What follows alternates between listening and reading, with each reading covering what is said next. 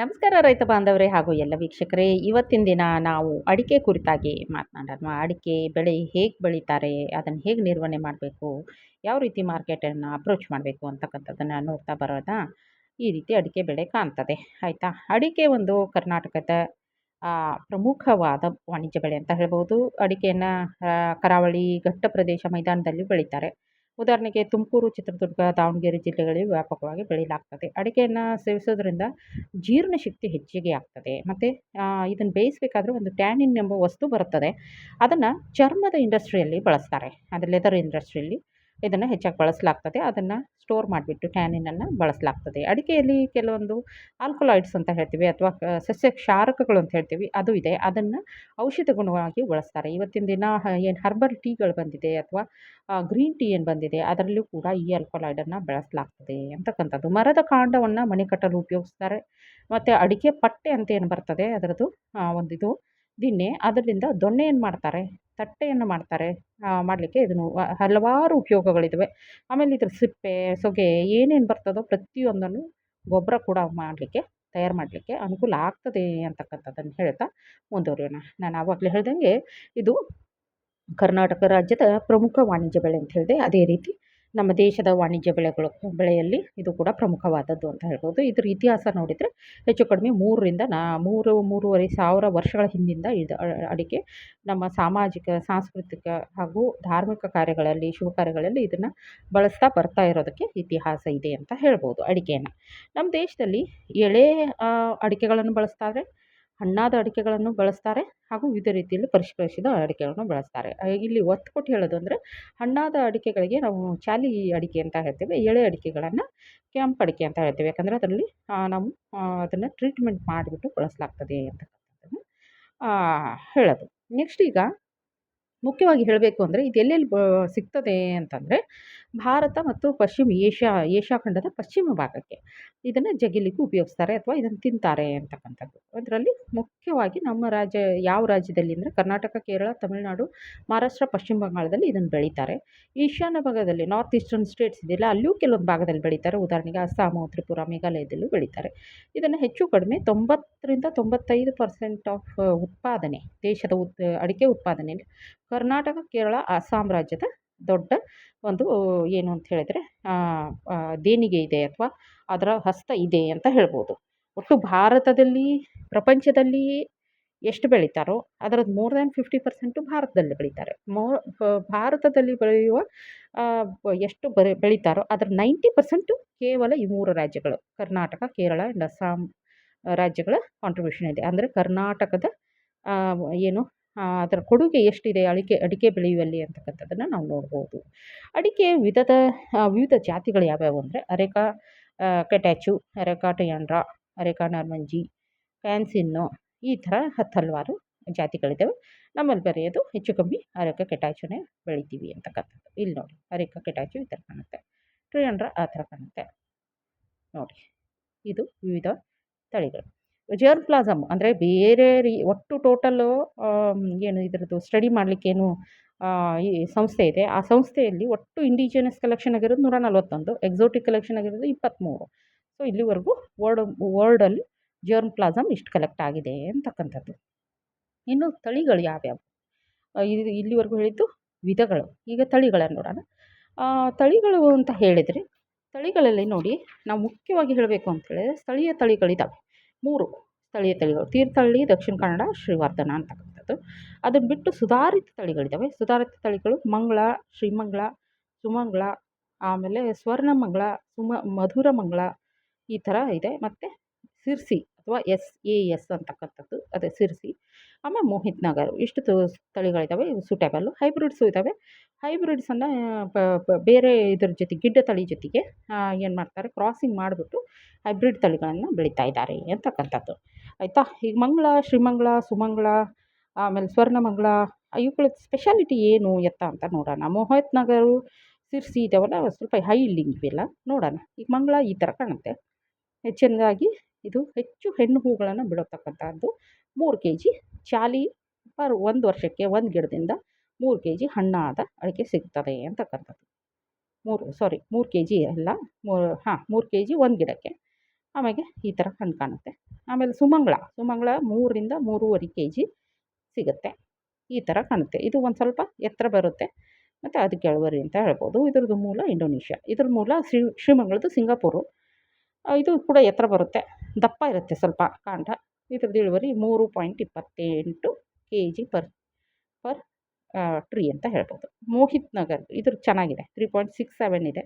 ಪಶ್ಚಿಮ ಬಂಗಾಳದ್ದು ವೆರೈಟಿ. ಇದು ಕೂಡ ಸ್ವಲ್ಪ ಎತ್ತರಕ್ಕೆ ಬರುತ್ತೆ. ಈ ಥರ ಕಾಯಿಗಳು ಹಣ್ಣು. ಸ್ವರ್ಣಮಂಗಳ 3.88 ಒಳ್ಳೆ ಗುಣಧರ್ಮ ಹೊಂದಿದೆ, ಇಳುವರಿ ಕೂಡ ಚೆನ್ನಾಗಿ ಬರುತ್ತೆ.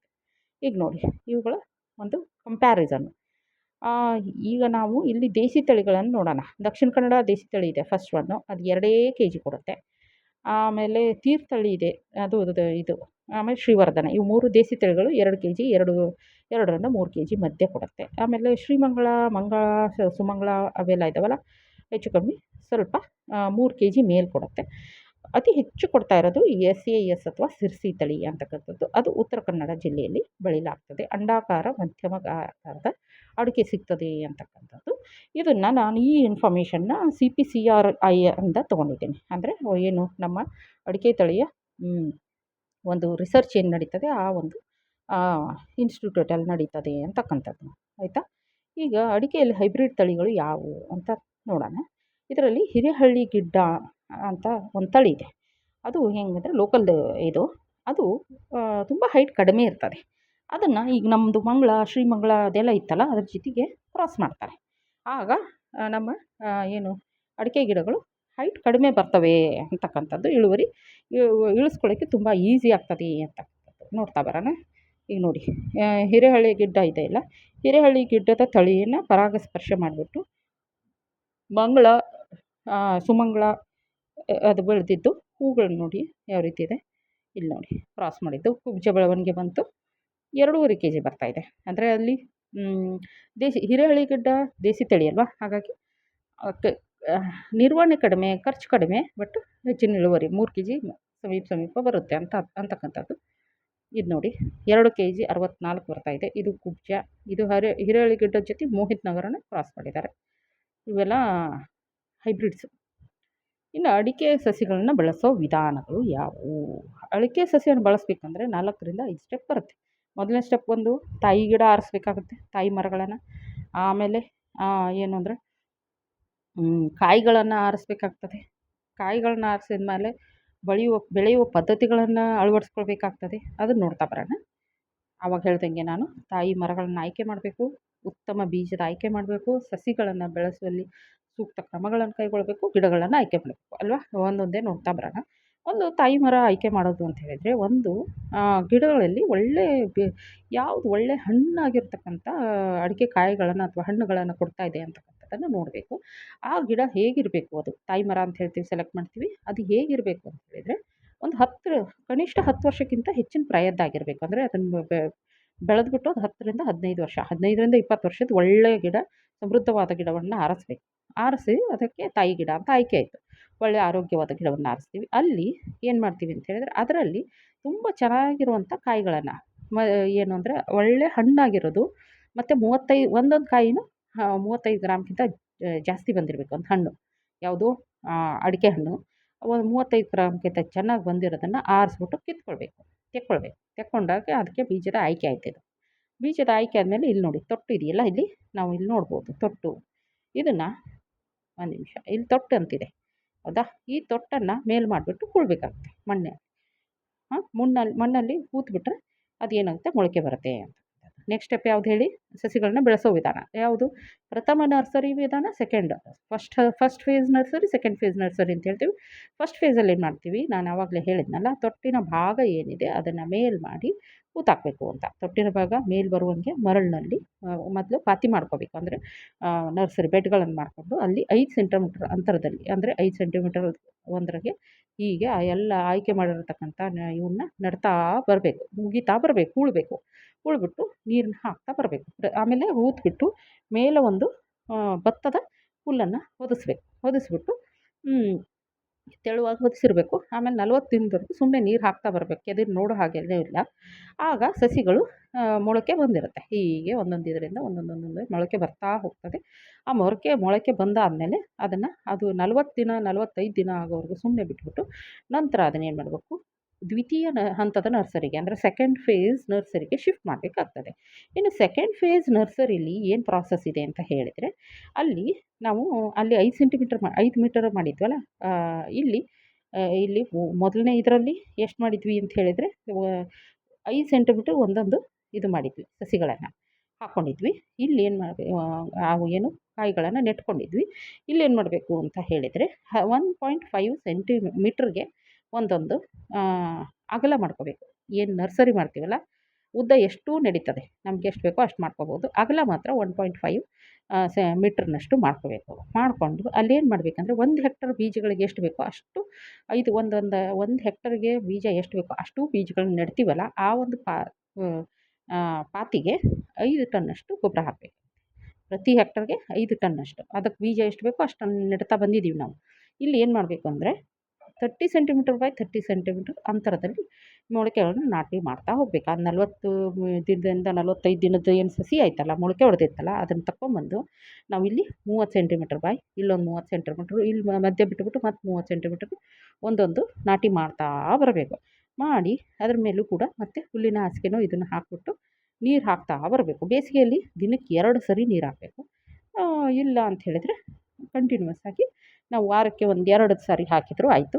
ಬೇಸಿಗೆ ಇದ್ದಾಗ ಸ್ವಲ್ಪ ಜಾಸ್ತಿ ನೀರನ್ನು ಹಾಕಬೇಕು ಅಂತಕ್ಕಂಥದ್ದು. ಇದು 2ನೇ ಹಂತದ ನರ್ಸರಿ ಮಾಡಿಕೊಂಡು ಇನ್ನೇನು ಮಾಡಬೇಕು, ಒಂದು ವೇಳೆ ಮಳೆಗಾಲ ಇತ್ತು, ಬೇಸಿಗೆ ಇಲ್ಲದೆ ಮಳೆಗಾಲ ಇತ್ತು ಅಂತ ಹೇಳಿದರೆ ಹರಿದು ಹೋಗೋಕ್ಕೆ ಕಾಲುವೆ ಕೂಡ ಮಾಡ್ಕೋಬೇಕು. ನೀರು ಎಕ್ಸೆಸ್ ಆಗಿದ್ದು ಹರಿದು ಹೋಗಬೇಕಲ್ಲ, ಅದಕ್ಕೂ ಕೂಡ ಮಾಡ್ಕೋಬೇಕು. ಆಮೇಲೆ ಕಾಲಕ್ಕೆ ಕಳೆಗಳನ್ನು ಕೂಡ ಕಿತ್ತು ತೆಗೆದು ಸರಿಯಾಗಿ ನೋಡ್ಕೋಬೇಕು. ಮಾಡಿಕೊಂಡು ಮೊಳಕೆ ಇವೇನಿದ್ದಾವೆಲ್ಲ ಗಿಡಗಳು ಅಲ್ಲಿ ಇನ್ನೊಂದು ಹೊಲದಲ್ಲಿ ಮೊಳಕೆಗಳನ್ನ ಕಿತ್ತು ನೆಡಲಿಕ್ಕೆ ಇದನ್ನು 2:1:1 2 ಅಂಶ ಮಣ್ಣು, 1 ಅಂಶ ಗೊಬ್ಬರ, ಸಗಣಿ ಗೊಬ್ಬರ, 1 ಅಂಶ ಮರಳನ್ನು ಹಾಕಿ ಪಾಲಿಥೀನನ್ನು ತೊಗೊಂಡು ಅದರಲ್ಲಿ ತುಂಬ್ಕೋಬೇಕು. 25 ಮೀಟರ್ ಬೈ 15 ಮೀಟರ್ದು ಪಾಲಿಥೀನ್, 25 ಮೀಟ್ರ್ ಬೈ 15 ಮೀಟರ್ದು ಪಾಲಿಥೀನ್ ತೊಗೋತೀವಿ. ತಗೊಂಡು ಅದರಲ್ಲಿ ಇದು 15 ಕೆ ಜಿ ಇರುತ್ತೆ, 150 ಕೆ ಜಿದು ಪಾಲಿಥೀನ್ ಇದು. ಈ ಪಾಲಿಥೀನಲ್ಲಿ ಏನೇನು ತುಂಬ್ತೇವೆ, ಮಣ್ಣು 2 ಅಂಶ, ಆಮೇಲೆ 1 ಅಂಶ ಗೊಬ್ಬರ, 1 ಅಂಶ ಮರಳನ್ನು ತುಂಬಿಕೊಂಡು ರೆಡಿ ಮಾಡಿ ಇಟ್ಕೋಬೇಕು. ಇಷ್ಟು ಮಾಡಿದ್ವಾ, ಇಷ್ಟು ಮಾಡಿದ್ಮೇಲೆ ಇಲ್ಲಿ ನಾವು ಇದಕ್ಕೆ ಇವನ್ನ ಕಿತ್ತಂಥ ಏನು ಸಸಿಗಳಿರ್ತವೆ ಅದನ್ನು ಇದರಲ್ಲಿ ನೆಡಬೇಕಾಗುತ್ತೆ. 30-35 ಸೆಂಟಿಮೀಟರ್ ಒಳಗಡೆ ಗಿಡಗಳನ್ನು ನೆಟ್ಕೊಂಡು ರೆಡಿ ಮಾಡಿ ಇಟ್ಕೊಳ್ಬೇಕಾಗ್ತದೆ. ಆಯಿತಾ? ಈಗ ನೆಕ್ಸ್ಟ್ ಸ್ಟೆಪ್ ಏನು ಅಂತ ಹೇಳಿದ್ರೆ, ಇಟ್ಕೊಂಡ್ವಿ. ಈಗ ಇದು 2ನೇ ಹಂತದ ನರ್ಸರಿ ಈಗ ಕಾಣುತ್ತೆ. 2ನೇ ಹಂತದ ನರ್ಸರಿ ಆದಮೇಲೆ ಒಂದೇ ಹೈಟು ಮತ್ತು ಒಂದು 5-6 ಎಲೆಗಳು ಬಂದಿರೋದನ್ನು ಆರಿಸ್ಕೊಂಡು ನಮ್ಮ ಮುಖ್ಯವಾದ ಜಮೀನಿಗೆ ಟ್ರಾನ್ಸ್ಫರ್ ಮಾಡ್ಕೊಳ್ಬೇಕಾಗುತ್ತೆ. ಇಷ್ಟು ಸ್ಟೆಪ್ಪು ಎಲ್ಲ ನಮ್ಮ ಹೊಲಕ್ಕೆ ಕಾಣುವ ಮುಂಚೆನೇ ಮಾಡ್ತಕ್ಕಂಥ ಪ್ರಾಸೆಸ್ ಇದು. ನರ್ಸರಿ ಅಂತ ಹೇಳ್ತೀವಿ ನಾವು. ಇದು ನಮ್ಮ ಹೊಲವನ್ನು ಕಾಣೋ ಮುಂಚೆ ಮಾಡ್ತಕ್ಕಂಥ ಪ್ರಾಸೆಸ್. ಈಗ ಗಿಡಗಳ ಆಯ್ಕೆ. ಗಿಡಗಳು ಹೆಂಗಿರಬೇಕು, ಗಿಡಗಳೀಗ 2ನೇ ನರ್ಸರಿ ಹಂತದಲ್ಲಿ ಎಷ್ಟು ದಿನ ಇರುತ್ತೆ, 1ನೇ ಹಂತದಲ್ಲಿ 40ರಿಂದ 50 ದಿನ ಇರುತ್ತೆ. ಫಸ್ಟ್ ನರ್ಸರಿಲಿ 40ರಿಂದ 45 ದಿನದಿರುತ್ತೆ. ಸೆಕೆಂಡ್ ನರ್ಸರಿಲಿ ಒಂದು 12ರಿಂದ 18 ತಿಂಗಳವರೆಗೂ ಇರುತ್ತೆ, ಅಂದರೆ 1.5 ವರ್ಷದವರೆಗೆ ಇರುತ್ತೆ. ಈಗ ನಮ್ಮ ಮುಖ್ಯ ಪ್ಲಾಟಿಗೆ ಬರಬೇಕಾದ್ರೆ 12ರಿಂದ 18 ತಿಂಗಳದ್ದು ಸಸಿನ ಆರಿಸ್ಕೊಂಡು, 5ಕ್ಕಿಂತ ಹೆಚ್ಚು ಎಲೆ ಬಂದಿರಬೇಕು, ಆರಿಸ್ಕೊಂಡು ಸೇಮ್ ಹೈಟ್ ಇರಬೇಕು ಮತ್ತು 5-6 ಎಲೆ ಬಂದಿರಬೇಕು. ಅದನ್ನೆಲ್ಲ ನಾವು ಆರಿಸ್ಕೊಂಡು ಸೆಲೆಕ್ಟ್ ಮಾಡ್ಕೊಳ್ಳೋಕ್ಕೆ ಗಿಡಗಳ ಆಯ್ಕೆ ಅಂತ ಹೇಳ್ತೀವಿ. ಈಗ ಅದು ಗಿಡದ ರೂಪದಲ್ಲಿದೆ, ಸಸಿ ಹೋಗ್ಬಿಟ್ಟು. ಈಗ ಅದನ್ನು ನಮ್ಮ ಜಮೀನಿಗೆ ಈ ರೀತಿ ಇದೆ ನೋಡಿ, 5-6 ಎಲೆಗಳಿದ್ದಾವೆ, ಒಳ್ಳೆ ಹೈಟ್ ಇದೆ, ಬೇರ್ಸ್ ಚೆನ್ನಾಗಿದೆ, ಎಲ್ಲ ಸೇಮ್ ಇರೋದನ್ನು ತೊಗೊಂಡು ಬಂದು ನಮ್ಮ ಜಮೀನಲ್ಲಿ ನೆಡಬೇಕಾಗುತ್ತೆ. ಈಗ ನಮ್ಮ ಜಮೀನಲ್ಲಿ ನೆಡಬೇಕಾದ್ರೆ ತುಂಬ ನೆನ್ಪಿಟ್ಕೋಬೇಕಾಗಿದ್ದ ವಿಷಯ ಏನು ಅಂತ ಹೇಳಿದರೆ, ಇದು ಏಕದಳ ಧಾನ್ಯ. ಅದರಿಂದ ಇದು ಏನು ಅಂತ ಹೇಳಿದರೆ, ಇದು ತುಂಬ ಬಿಸಿಲಾಯಿತು ಅಂತ ಹೇಳಿದರೆ ಬೇಗ ಹಾಳಾಗೋಗ್ಬಿಡುತ್ತೆ. ಅದಕ್ಕೆ ನಾವು ಏನು ಮಾಡಬೇಕು, ಬಿಸಿಲನ್ನು ತಡಿಬೇಕಾಗುತ್ತೆ. ಇದಕ್ಕೆ ನೆರಳು ಮುಂಚೆ ನಾವು ಪ್ರತಿ ಹಂತದಲ್ಲೂ ಇದಕ್ಕೆ ನೆರಳು ಕೊಡ್ತಾ ಬರ್ತಾಯಿದ್ದೀವಿ ಅಲ್ವಾ. ಈಗ ಕೂಡ ಕೊಡಬೇಕು.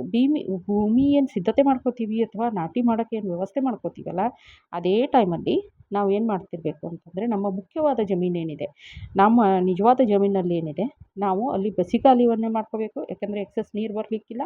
ಮತ್ತು ಅದ್ರ ಜೊತೆಗೆ ಒಳ್ಳೆ ಏನು ಅಂತ ಹೇಳಿದರೆ ಅಂಚಿನಲ್ಲಿ ಕೊನೆಗೆ ಅಲ್ಲಿ ನಾವು ನೆರಳಿಗಾಗಿ ಕೆಲವೊಂದು ಸಮತಟ್ಟಾದಂಥ ಜಮೀನಿನಲ್ಲಿ ನಾವು ಏನು ಮಾಡ್ಕೊಂಡಿದ್ದೀವಿ ಅಂದರೆ ಮಹಾಗನಿ, ಬೇವು, ಮುರುಗಲ, ಸಿಲ್ವರ್ ಓಕು ಇಂಥ ಗಿಡಗಳನ್ನು ನೆಟ್ಕೊಂಡು ನೆರಳನ್ನು ಕ್ರಿಯೇಟ್ ಮಾಡಬೇಕಾಗತ್ತೆ ಅಂತಕ್ಕಂಥದ್ದು ತುಂಬ ಮುಖ್ಯ. ಯಾಕಂತಂದರೆ ಅದು ನೆರಳಿಲ್ಲ ಅಂತ ಹೇಳಿದರೆ ಇದು ಸರ್ವೈವ್ ಆಗೋಲ್ಲ. ಇದು ಏಕದಳ ಧಾನ್ಯ. ಇದು ಏನಾಗ್ಬಿಡುತ್ತೆ ಅಂದರೆ ಎಲ್ಲಿ ಬಿಸಿಲು ಬೀಳ್ತದೋ, ಉದಾಹರಣೆಗೆ ಎಲ್ಲಿ ತೀಕ್ಷ್ಣವಾದ ಬಿಸಿಲು ಬೀಳ್ತದೋ ಅಂಥ ಭಾಗದಲ್ಲಿ ಇದು ಒಣಗೋಗ್ಬಿಡುತ್ತೆ. ಒಣಗ್ತಾ ಒಂದು ಸರಿ ಒಣಗ್ತು ಅಂತ ಹೇಳಿದರೆ ಒಳಗಿನ ಭಾಗ ಎಲ್ಲ ಒಣಗೋಗುತ್ತೆ. ಆಗ ಇಲ್ಲಿ ಇದನ್ನು ತಿನ್ನಲಿಕ್ಕೆ ಕೆಲವೊಂದು ಸೂಕ್ಷ್ಮ ಜೀವಿಗಳು ಬರ್ತವೆ. ಯಾಕಂದರೆ ಸತ್ತಂಥ ಜೀವಿಗಳನ್ನ ತಿಂದೇ ತಿಂತಾವಲ್ಲ, ಇದು ಸತ್ತಂಗೆ ರಿಕವರಿ ಆಗೋಲ್ಲ. ಆಗ ಇದು ಆಗಿಬಿಡುತ್ತೆ. ನಂತರ ಮಳೆ ಬಂತು ಅಂತ ಹೇಳಿದರೆ ಬಿದ್ದು ಹೋಗುತ್ತೆ. ಅಲ್ಲ ಸಾರಿ, ಗಾಳಿ ಬಂತು ಜೋರಾಗಿ ಅಂದರೆ ಬಿದ್ದು ಹೋಗುತ್ತೆ. ಅದಕ್ಕೆ ಸಾಧ್ಯವಾದಷ್ಟು ಇದಕ್ಕೆ ಇದು ಇಲ್ಲದೇ ಇರೋ ರೀತಿಯಲ್ಲಿ ನಾವು ನೋಡ್ಕೊಳ್ಬೇಕಾಗ್ತದೆ. ಬಿಸಿಲು ತುಂಬ ಬೀಳೋ ಹಾಗಿಲ್ಲ. ಆದ್ದರಿಂದ ನಾವೇನು ಮಾಡಬೇಕು, ನಾವು ಹೇಳಿದ್ನಲ್ಲ ಮಹಾಗನಿ, ಬೇವು, ಮುರುಗಲ, ಸಿಲ್ವರ್ ಓಕ್ ಗಿಡಗಳನ್ನು ನೆಟ್ಕೋಬೇಕಾಗುತ್ತೆ. ಜೊತೆಗೆ ಇದ್ರ ಜೊತೆಗೆ ಮಧ್ಯದಲ್ಲಿ ಅಂತರ್ ಬೆಳೆ ಮತ್ತು ಮಿಶ್ರ ಬೆಳೆಯಾಗಿ ಕೂಡ ಕೆಲವೊಂದು ಬೆಳ್ಕೊಳ್ಬೇಕಾಗುತ್ತೆ. ಬಾಳೆ ಬೆಳೆಯೋದು ಅಥವಾ ಕಾಳುಮೆಣಸು ಬೆಳೆಯೋದು ಮಾಡೋದ್ರಿಂದ ಬಿಸಿಲು ಹರಿದು ಹಂಚಿ ಹೋಗುತ್ತೆ. ಇದಕ್ಕೆ ಅಷ್ಟು ಎಫೆಕ್ಟ್ ಆಗೋಲ್ಲ ಅಂತಕ್ಕಂಥದ್ದು. ಇಲ್ಲಿ ಅಡಿಕೆ ಅಂದರೆ ಎರಡನ್ನು ನೆನಪಿಟ್ಕೋಬೇಕು. ಒಂದು ಮೊದಲನೇದು ನೀರಿನ ನಿರ್ವಹಣೆ, ಅಂದರೆ ಕಡಿಮೆ ಆಗೋಂಗಿಲ್ಲ, ಕಡಿಮೆ ಆದರೆ ಒಣಗೋಗ್ಬಿಡುತ್ತೆ. ಹೆಚ್ಚಿಗೆ ಆಗೋಂಗಿಲ್ಲ, ಅದಕ್ಕೆ ನಾವು ಹೆಚ್ಚಿಗೆ ಆಗಬಾರ್ದು ಅಂತ ಬಸಿದು ಹೋಗೋಕ್ಕೆ ವ್ಯವಸ್ಥೆ ಮಾಡಬೇಕು. ಇನ್ನು ನೆರಳಿಂದು ಅಷ್ಟೇ, ನೆರಳು ಬೇಕೇ ಬೇಕು. ಇದಿಲ್ಲ ಕಂಪ್ಲೀಟ್ ಥ್ರೂ ಔಟ್ ಲೈಫ್ ಇದಕ್ಕೆ ಸ್ವಲ್ಪ ನೆರಳು ಅವಶ್ಯಕತೆ ಇರ್ತದೆ ಅಂತಕ್ಕಂಥದ್ದನ್ನು ನೋಡ್ತಾ ಬರೋಣ. ಹವಾಗುಣ ಹೇಗಿರಬೇಕು ಅಂದರೆ ಟೆಂಪ್ರೇಚರ್ ಬಂದು ಏನು ಶಾಖ ಎಷ್ಟಿರಬೇಕು ಅಂತ ಹೇಳಿದರೆ ಒಂದು 15ರಿಂದ 36 ಡಿಗ್ರಿ ಸೆಂಟಿಗ್ರೇಡ್ವರೆಗೂ ಇರಬೇಕಾಗ್ತದೆ. ಆಯಿತಾ? ಆಮೇಲೆ 10ಕ್ಕಿಂತ ಕಡಿಮೆ ಹೋಗೋಂಗಿಲ್ಲ, 40ಕ್ಕಿಂತ ಜಾಸ್ತಿ ಹೋಗೋಂಗಿಲ್ಲ, ಅದು ತಡ್ಕೊಳ್ಳಲ್ಲ ಅಂತ. ಮತ್ತು ಇನ್ನು ಮೀನ್ ಸೀ ಲೆವೆಲ್ ಸಮುದ್ರ ಮಟ್ಟಕ್ಕಿಂತ 1000 ಮೀಟರ್ ಅದ್ರ ಮೇಲೆ ಎತ್ತರ ಮೇಲೆ ಇರಬೇಕಾಗ್ತದೆ. ಆಮೇಲೆ ಮಳೆ ತುಂಬ ಅವಶ್ಯಕತೆ ಇದೆ. ಆಮೇಲೆ ಇದ್ರ ಪಿ ಎಚ್ ಎಷ್ಟಿರಬೇಕು ಅಂತ ಹೇಳಿದರೆ 5ರಿಂದ 7ವರೆಗೂ 5.2 to 7 ನ್ಯೂಟ್ರಲ್ ಪಿ ಎಚಲ್ಲಿ ಚೆನ್ನಾಗಿ ಬರ್ತದೆ ಅಂತಕ್ಕಂಥದ್ದು. ಇಲ್ಲಿ ನೋಡಿ, ಸಸಿಗಳಿದ್ದಾಗ ನೆರಳು ಬೇಕಿದೆ, ಸುತ್ತಮುತ್ತ ನೆರಳಿಲ್ಲ. ಏನು ಮಾಡಿದ್ದಾರೆ, ಸ್ಟ್ಯಾಕ್ ಅಂದರೆ ಕಟ್ಟಿಗೆಗಳನ್ನು ನೆಟ್ಬಿಟ್ಟು, ಕಟ್ಟಿಗೆಗಳನ್ನು ಸಪೋರ್ಟಿಗೆ ಕಟ್ಟಿಗೆ ನೆಟ್ಟಿದ್ದಾರೆ ಅಲ್ವಾ. ಕಟ್ಟಿಗೆ ನೆಟ್ಬಿಟ್ಟು ಅದ್ರ ಮೇಲೆ ಗೋಣಿ ಚೀಲ ಹಾಕ್ಬಿಟ್ಟು ಅದಕ್ಕೆ ನೆರಳನ್ನು ಮಾಡಲಾಗಿದೆ ಅಂತಕ್ಕಂಥದ್ದು. ಅವಶ್ಯಕತೆ ಇದೆ ಅಂತ. ಇಲ್ಲ ನಮಗೆ ನೆರಳು ಮಾಡೋಕ್ಕೆ ಇದು ಗೋಣಿ ಚೀಲನೂ ಹಾಕಲ್ಲ ಅಂತ ಹೇಳಿದರೆ ಈ ರೀತಿ ಸ್ಟ್ಯಾಕ್ ಕಟ್ಟಿದ್ದಾರೆ. ಇದು ಕರಿಮೆಣಸು ಬೆಳೆಯೋಕ್ಕೂ ವ್ಯವಸ್ಥೆ ಮಾಡ್ಕೊಂಡಿದ್ದಾರೆ. ಚೊಗಚೆ ಗಿಡವನ್ನು ನೆಟ್ಟಿದ್ದಾರೆ ಅಂತಕ್ಕಂಥದ್ದು. ನೆಟ್ಕೊಂಡು ಅದರಿಂದ ಕೂಡ ನೆರಳನ್ನು ಮಾಡ್ಕೊಳ್ಬೋದು. ಮತ್ತು ಇದರಲ್ಲಿ ಇಲ್ಲಿ ನೋಡಿ ಬಸಿಗಾಲಿವಿದೆ, ಸ್ವಲ್ಪ ಲಕ್ಷ್ಯ ಕೊಟ್ಟು ನೋಡ್ಕೊಳ್ಬೇಕು. ಬಸಿಗಾಲಿದೆ, ಹೆಚ್ಚಿಗೆ ನೀರು ಅಲ್ಲಿ ಬಂದರೂ ಹೋಗ್ತದೆ ಅಂತ. ಇಲ್ಲಿ ನೋಡಿ ನೆರಳು ಕೊಟ್ಟಿರೋದು, ಬಿಸಿಲು ಯಾವ ಕಡೆಯಿಂದ ಬರ್ತದೋ ಅಲ್ಲಿ ನೆರಳು ಕೊಡಲಾಗಿದೆ.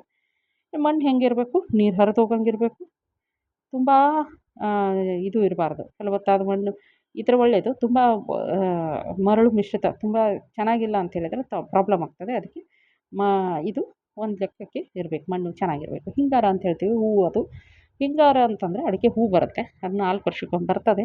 ಅದು ಬಂದಿದ್ದು ಯಾವ ರೀತಿ ಇರ್ತದೆ ಅಂತಕ್ಕಂಥದ್ದನ್ನು ನೋಡ್ತಾ ಬರೋಣ. ಪೋಷಕಾಂಶಗಳು ಯಾವ್ಯಾವು ಬೇಕು ಅಂತ ಹೇಳಿದರೆ ಸಾರಜನಕ, ರಂಜಕ 16 ಪೋಷಕಾಂಶಗಳು ಏನು ಬೇಕೋ ಅದೆಲ್ಲ ಇದಕ್ಕೂ ಬೇಕಾಗ್ತದೆ. ಒಳ್ಳೆ ರೀತಿಯಲ್ಲಿ ಮ್ಯಾನೇಜ್ ಮಾಡಬೇಕು. ಮೊದಲನೇ ವರ್ಷ 1/3 ಮಾತ್ರ ಹಾಕೋಬೇಕು, ಸೆಕೆಂಡ್ ವರ್ಷ 2/3 ಹಾಕೋಬೇಕು, 3ನೇ ವರ್ಷ ಸಂಪೂರ್ಣ ಕೊಡಬೇಕಾಗ್ತದೆ. ಅಂದರೆ ಹಂತದಲ್ಲಿ ಮೊದಲನೇ ವರ್ಷ ಹಂತದಲ್ಲಿ 3 ಹಂತದಲ್ಲಿ ಕೊಡಬೇಕಾಗುತ್ತೆ. ಏನು ಒಂದು ಸರಿ ಗೊಬ್ಬರ ಬೇಕೋ ಅದನ್ನು, ಚಿಕ್ಕ ಮಗು ಅಲ್ವಾ ಅದು, ಹಾಗಾಗಿ 3 ಹಂತದಲ್ಲಿ, ಮೊದಲು ಒಮ್ಮೆ, ಆಮೇಲೆ ಸ್ವಲ್ಪ ದಿನ ಬಿಟ್ಟು ಒಮ್ಮೆ, ಮತ್ತು ಆ ಥರ ಹಾಕ್ಕೊಂಡು 3 ಹಂತದಲ್ಲಿ ಕೊಡಬೇಕಾಗುತ್ತೆ. ಎರಡನೇ ಬೆಳೆ ಬಂದಾಗ 2 ವರ್ಷದಲ್ಲಿ ಒಟ್ಟಿಗೆ ಒಂದು 2 ಅಂಶ, 3 ಭಾಗದಲ್ಲಿ ಒಂದು 2 ಅಂಶ ಮೊದಲೇ ಕೊಡ್ಬೋದು. 3rd ಇಯರ್ಲಿ ಒಮ್ಮೆ ಕೊಟ್ಟರು ನಡೀತದೆ ಅಂತಕ್ಕಂಥದ್ದು. ಈಗ ಸಾರಜನಕ ಅಂದರೆ ಏನು ನಮ್ಮ ನೈಟ್ರೋಜನ್ ಅಂತ ಹೇಳ್ತೀವಿ. ಇಲ್ಲಿ ನಾವು 4 ಭಾಗ ಆದರೂ ಮಾಡ್ಕೊಳ್ಬೋದು, 2 ಭಾಗ ಆದರೂ ಮಾಡ್ಕೊಳ್ಬೋದು ಅಂತಕ್ಕಂಥದ್ದಿದೆ. ಇದು ಕ್ಲೋರೋಫಿಲ್ ಅಂತ ಅಥವಾ ಪತ್ರಹರಿತನ ಮಾಡಲಿಕ್ಕೆ ಬೇಕಾಗುತ್ತೆ. ಮತ್ತು ಪ್ರೋಟೀನ್ ತಯಾರಿಯಲ್ಲಿ ಕೂಡ ಇದರ ಒಂದು ಪ್ರಾಮುಖ್ಯತೆ ಇರ್ತದೆ. ಇದು ಗಿಡಕ್ಕೆ ದಟ್ಟ ಹಸಿರು ಬಣ್ಣ ಕೊಡುತ್ತೆ. ಇದನ್ನು ನಾವು ತುಂಬ ಹೆಚ್ಚಿಗೆ ಹಾಕೋಂಗೂ ಇಲ್ಲ. ಹೆಚ್ಚಿಗೆ ಆಗಿಬಿಟ್ರೆ ಏನಾಗುತ್ತೆ, ಓನ್ಲಿ ಎಲೆಗಳು ಬೆಳ್ಕೊಂಡು ಹೋಗ್ತದೆ, ನಮ್ಮದು ಇಳುವರಿ ಸರಿ ಬರೋಲ್ಲ. ಆದ್ದರಿಂದ ಎತ್ತರ ಬೆಳ್ಕೊಂಡು ಹೋಗ್ತದೆ. ಅದರಿಂದ ಇದೊಂದು ಲಿಮಿಟೇಷನ್ ನೋಡ್ಕೊಂಡು ಹಾಕೋಬೇಕು. ತೀರಾ ಜಾಸ್ತಿ ಹಾಕ್ಬಿಟ್ರೆ ಗಿಡ ಸುಮ್ಮನೆ ಅದು ಏನದು ಬಾಳೆಗೆ ಬೆಳೆದಂಗೆ ಉದ್ದ ಬೆಳೀತಾ ಹೋಗ್ತದೆ, ಕೀಟಗಳು ಜಾಸ್ತಿ ಆಗ್ತಾ ಬರ್ತದೆ. ಅದರಿಂದ ನೋಡ್ಕೊಂಡು ಮಾಡಬೇಕು ಅಂತ. ರಂಜಕ ನೆಕ್ಸ್ಟ್ ಬರೋದು, ರಂಜಕ ಅಥವಾ ಫಾಸ್ಫರಸ್ ಅಂತ ಹೇಳ್ತೇವೆ. ಇದು ಏನಕ್ಕೆಲ್ಲ ಯೂಸ್ ಆಗ್ತದೆ ಅಂತ ಹೇಳಿದರೆ, ಮೊದಲನೇದು ಕೋಶ ವಿಭಜನೆಗೆ, ಬೇರುಗಳ ಬೆಳವಣಿಗೆಗೆ, ಬೀಜ ಹಣ್ಣಿನ ಬೆಳವಣಿಗೆಗೆ ಇಲ್ಲೆಲ್ಲ ಯೂಸ್ ಆಗ್ತದೆ. ಇದನ್ನು ಬೆಳವಣಿಗೆ ಕುಂಠಿತ ಆಗಬಾರ್ದು ಅಂತ ಹೇಳಿದರೆ ಕೊಡಬೇಕು. ಆ ರೀತಿ ಕುಂಠಿತ ಆಗಿದ್ದು ಗೊತ್ತು ಹೆಂಗೆ ಹಿಡಿಯೋದು ಅಂತ ಹೇಳಿದರೆ ತುದಿಗಳು ನೇರಳೆ ಬಣ್ಣಕ್ಕೆ ಅಥವಾ ಕಂದು ಬಣ್ಣಕ್ಕೆ ಟರ್ನ್ ಆಗಿರ್ತವೆ, ಅದರ ಮೇಲೆ ತಿಳ್ಕೊಳ್ಬೋದು ಅಂತಕ್ಕಂಥದ್ದು. ನೆಕ್ಸ್ಟ್ ಬಂದು ಇದು ಹೆಚ್ಚಿಗೆ ಆದರೆ ಕಬ್ಬಿಣದ ಕೊರತೆ ಆಗ್ತದೆ ಅಂತಕ್ಕಂಥದ್ದು. ನೆಕ್ಸ್ಟ್ ಬಂದು ಪೊಟ್ಯಾಶ್, ಮ್ಯೂರೇಟ್ ಆಫ್ ಪೊಟ್ಯಾಶ್ ಅಂತ ಹೇಳಿ ಕೊಡ್ತೀವಿ ನಾವು. ಇದು ಏನು ಇದು ರೋಗ ನಿರೋಧಕ ಶಕ್ತಿಯನ್ನು ತರಲಿಕ್ಕೆ ಬೆಳಗ್ಗೆ ರೋಗ ನಿರೋಧಕ ಶಕ್ತಿಗಳನ್ನ ಕೀಟ ವಿರುದ್ಧ ಹೋರಾಡೋಕ್ಕೆ ಇದು ಶಕ್ತಿಯನ್ನು ಕೊಡ್ತದೆ. ಇದು ತುಂಬ ಅವಶ್ಯಕ. ಹಾಗಂತ ಜಾಸ್ತಿ ಕೊಟ್ಬಿಟ್ರೆ ಕೆಲವೊಂದು ಕ್ಯಾಲ್ಶಿಯಮ್ನಂಥವು ಸಿಗಲ್ಲ ಅಂತಕ್ಕಂಥದ್ದು. ಹಾಗಾದರೆ ಏನು ಇದನ್ನೆಲ್ಲ ಅರ್ಥ ಮಾಡ್ಕೊಳ್ಳೋದು ಹೇಗೆ ಮಾಡ್ಕೋಬೇಕು? ಎಲ್ಲ ಜಮೀನುಗಳು ಡಿಫ್ರೆಂಟ್ ಆಗಿದೆಯಾ? ಹೌದು, ಎಲ್ಲ ಜಮೀನುಗಳು ಡಿಫ್ರೆಂಟ್ ಆಗಿದ್ದಾವೆ. ಎಲ್ಲದಕ್ಕೂ ನಾವು ಟೆಸ್ಟ್ ಮಾಡಿಸ್ಲೇಬೇಕು. ಗೆಸ್ ವರ್ಕ್ ಮಾಡಬಾರ್ದು. ನಾವೇ ವಿಜ್ಞಾನಿಗಳಾಗಬಾರ್ದು. ಪ್ರತಿ ವರ್ಷ ಅಥವಾ 3 ವರ್ಷಕ್ಕೊಮ್ಮೆ ಆದರೂ ಮಿನಿಮಮ್ ಕನಿಷ್ಠ ಪಕ್ಷ 3 ವರ್ಷಕ್ಕೊಮ್ಮೆ ಆದರೂ ನಮ್ಮ ಜಮೀನಿನ ಮಣ್ಣನ್ನು ಪರೀಕ್ಷೆ ಮಾಡಿಕೊಂಡು ಅದರ ಶಿಫಾರಸಿನ ಮೇಲೆಗೆ ಗೊಬ್ಬರಗಳನ್ನು ಕೊಡ್ತಾ ಬರಬೇಕಾಗತ್ತೆ ಅಂತಕ್ಕಂಥ. ಮಣ್ಣು ಪರೀಕ್ಷೆ ಮಹತ್ವ ಹೇಳಿದೆ. ಇದು ಅಲ್ಲದೇ ಇನ್ನೊಂದು ವಿಡಿಯೋ ಮಾಡಿದ್ದೀನಿ. ತಾವೇನಾದರೂ ಕಮೆಂಟಲ್ಲಿ ತಿಳಿಸಿದರೆ ಮತ್ತೆ ಅದ್ರ ಲಿಂಕ್ ಕೂಡ ತಮಗೆ ನೀಡಲಾಗ್ತದೆ. ಮಣ್ಣಿನ ಫಲವತ್ತತೆಯನ್ನು ತಿಳ್ಕೋಬೇಕು. ಎಷ್ಟು ಮಣ್ಣಲ್ಲಿ ಏನೇನಿದೆ, ನಾನೇನು ಹಾಕಬೇಕು ಎಲ್ಲವನ್ನು ತಿಳ್ಕೊಳ್ಬೇಕಾಗುತ್ತೆ. ಹೇಗೆ ತಿಳ್ಕೋಬೇಕು? pH ಅನ್ನು ತಿಳ್ಕೋಬೇಕು. ಹೇಗೆ ತಿಳ್ಕೋಬೇಕು? ಪೋಷಕಾಂಶಗಳ ಕೊರತೆಯನ್ನು ಎಷ್ಟಿದೆ ಎಷ್ಟಿಲ್ಲ ಅಂತಕ್ಕಂಥದ್ದನ್ನು ತಿಳ್ಕೊಂಡು ಮಣ್ಣಿನ ತಾಪಮಾನ ಎಷ್ಟಿದೆ, ನೀರು ಗಾಳಿ ಎಲ್ಲವನ್ನ ತಿಳ್ಕೋಬೇಕು. ಅದು ಹೇಗೆ ತಿಳ್ಕೊಳ್ಳೋದು ಅಂತ ಹೇಳಿದರೆ ಮಣ್ಣನ್ನು ಪರೀಕ್ಷೆ ಮಾಡಿಸ್ಕೋಬೇಕು. ಹೇಗೆ ಪರೀಕ್ಷೆ ಮಾಡಿಸೋದು? ಮೊದಲು ಮಣ್ಣನ್ನು ನಮ್ಮ ಜಮೀನಿನಿಂದ ಸ್ಯಾಂಪಲ್ ತೆಕ್ಕೋಬೇಕು. ಇಳಿಜಾರಾದರೆ ಹೆಚ್ಚಿನ ಮಾದರಿಗಳನ್ನ ತೆಗಿಬೇಕು. ನಾರ್ಮಲ್ ಮಣ್ಣು ಮೈದಾನ ಇದ್ದರೆ ಒಂದೊಂದು ಮಣ್ಣನ್ನು ತೆಕ್ಕೊಂಡು ನೋಡಿ, ಇಂಥಲ್ಲಿ ನಮ್ಮ ಜಮೀನಿನಲ್ಲಿ ಇಂಥ ಭಾಗಗಳಿದ್ದಲ್ಲಿ ತೆಗಿಬಾರ್ದು, ಈ ಭಾಗದಲ್ಲೂ ತೆಗಿಬಾರ್ದು, ರಸ್ತೆ ಮಗ್ಗಲದಲ್ಲೂ ತೆಗಿಕೂಡ್ದು, ಎಕ್ಸಾಕ್ಟ್ ಇದ್ರ ಕೆಳಗೆ ಅಥವಾ ಕೊಟ್ಟಿಗೆ ಗುಂಡಿಗಳಲ್ಲಿ ತೆಗಿಕೂಡ್ದು. ಒಂದು ಗಿಡದ 1ರಿಂದ 1.5 ಅಡಿ ದೂರದಲ್ಲಿ ತೆಗಿಬೋದು ಅಂತ. ಆಯಿತಾ? ಇಲ್ಲಿ ನೋಡಿ, ಎಕ್ಸಾಕ್ಟ್ ಅದ್ರ ಬುಡಕ್ಕೆ ತೆಗಿಯೋಂಗಿಲ್ಲ. 1ರಿಂದ 1.5 ಅಡಿ ದೂರದಲ್ಲಿ ಮಣ್ಣಿನ ಸ್ಯಾಂಪಲ್ನ ತೆಗೊಳ್ಬೇಕು. ಇಲ್ಲಿ ನೋಡಿ, ಇವರು 1.5 ಅಡಿ ದೂರ ಬಿಟ್ಬಿಟ್ಟು ಮಣ್ಣಿನ ಸ್ಯಾಂಪಲ್ಲು ತೆಗಿತಾ ಇದ್ದಾರೆ. ಮತ್ತು ಅದಕ್ಕೆ 1.5 ಅಡಿ ಇದು ಪಾತಿಯನ್ನು ಮಾಡಿಬಿಟ್ಟು ಗೊಬ್ಬರವನ್ನು ಕೊಡಲಿಕ್ಕೂ ಕೂಡ ಅನುಕೂಲ ಆಗ್ತದೆ. ಇಲ್ಲಿ ಮಣ್ಣು ಸ್ಯಾಂಪಲ್ ತೆಗಿಬೇಕು ಅಂತ ಡಿಸೈಡ್ ಮಾಡಿರೋ ಜಾಗ. ಅಲ್ಲಿ ಏನು ಮಾಡ್ತಾಯಿದ್ದಾರೆ, ಮೊದಲು ಟಾಪ್ ಸಾಯಿಲನ್ನ ಸರಿಸ್ತಾರೆ. ಮೇಲೆ ಹುಲ್ಲೇನು ಬೆಳೆದಿದೆಯಲ್ಲ ಸಣ್ಣ ಪುಟ್ಟ ಅದನ್ನು ಸರಿಸ್ಕೋತಾರೆ. ಸರಿಸ್ಕೊಂಡು ಮಣ್ಣು ಸ್ಯಾಂಪಲ್ ತೆಗಿತಾ ಇದ್ದಾರೆ. ಇಲ್ಲಿ ನೋಡಿ, ಕಸ ಕಡ್ಡಿ ತೆಗಿತಾ ಇರೋದು. ಈಗ ಕಟ್ ಮಾಡ್ತಾಯಿದ್ದಾರೆ ಸಲಿಕೆಯಿಂದ. ವಿ ಶೇಪಲ್ಲಿ ಕಟ್ ಮಾಡ್ಕೋಬೇಕು. ವಿ ಶೇಪಲ್ಲಿ ಕಟ್ ಮಾಡ್ತಾಯಿದ್ದಾರೆ. ಈ ಸಲಿಕೆಯಿಂದ ಆದರೆ ವಿ ಶೇಪಲ್ಲಿ ಕಟ್ ಮಾಡಿದ್ರು, ಹೌದಾ? ಅಲ್ಲಿ ಅಥವಾ ಅಗಾರು ಬಳಸಿದರೆ ಈ ರೀತಿ ಇದು ಗುಂಡಿಗಳಿಂದ ತಗೊಬೋದು. ತಗೊಂಡು ಅದನ್ನು ಕಲೆಕ್ಟ್ ಮಾಡ್ತಾ ಬರ್ತಾರೆ. 1 ಎಕರೆಗೆ ಒಂದು 8, 10 ಎಷ್ಟೋ ಸ್ಪಾಟ್ಗಳನ್ನ ಐಡೆಂಟಿಫೈ ಮಾಡಿ ಜಿಗ್ಜಾಗ್ ಶೇಪಲ್ಲಿ ಇಲ್ಲಿ ಬುಟ್ಟಿಗಳಿಗೆ ಕಲೆಕ್ಟ್ ಮಾಡ್ತಾ ಬರ್ತಾರೆ. ಮಾಡ್ಕೊಂಡು ಬಂದುಬಿಟ್ಟು ಅದನ್ನು ನೆರಳಲ್ಲಿರೋ ಜಾಗಕ್ಕೆ ತೊಗೊಂಡ್ಬಂದು ಕಸ ಕಡ್ಡಿಗಳು ದೊಡ್ಡ ದೊಡ್ಡ ಕಲ್ಲುಗಳನ್ನೆಲ್ಲ ತೆಗಿತಾರೆ. ತೆಗಿಲಾಗ್ತದೆ. ತೆಗೆದಾದಮೇಲೆ ಏನು ಅಂತ ಹೇಳಿದರೆ ಸಮನಾಗಿ ಅದನ್ನು ಸರಿಯಾಗಿ ಸರಿಯಾಗಿ ಸ್ಪ್ರೆಡ್ ಮಾಡಬೇಕು. ಸ್ಪ್ರೆಡ್ ಮಾಡಾದಮೇಲೆ 4 ಭಾಗ ಮಾಡಬೇಕಾಗುತ್ತೆ. 4 ಭಾಗ ಮಾಡಿ ಸರಿಯಾಗಿ ಒಣಗಿಸ್ಬೇಕು. ಅದು ನೀರಾಡ್ತಿರ್ಬೋದು. ಅದನ್ನೆಲ್ಲ ನೋಡಿಕೊಂಡು ಸರಿಯಾಗಿ ಒಣಗಿಸಿ ಆಮೇಲೆ 4 ಭಾಗ ಮಾಡ್ಕೋಬೇಕು. 4 ಭಾಗ ಮಾಡಿಕೊಂಡು ಪ್ಲಸ್ ಆಕಾರದಲ್ಲಿ ಕಟ್ ಮಾಡಿಕೊಂಡು ಈ ಥರ ಕಟ್ ಮಾಡಿಕೊಂಡು 4 ಭಾಗ ಮಾಡ್ತಾರೆ. 4 ಭಾಗ ಮಾಡಿದ್ಮೇಲೆ 2 ಅಪೋಸಿಟ್ 2 ತೆಗೆದು ಇನ್ನೆರಡು ಉಳಿಸ್ಕೋತಾರೆ. ಮತ್ತು ಅದನ್ನು ಮಿಕ್ಸ್ ಮಾಡಬೇಕು. ಅದನ್ನು ಮಿಕ್ಸ್ ಮಾಡಾದಮೇಲೆ ಮತ್ತು ಅದನ್ನು 4 ಭಾಗ ಮಾಡಬೇಕು.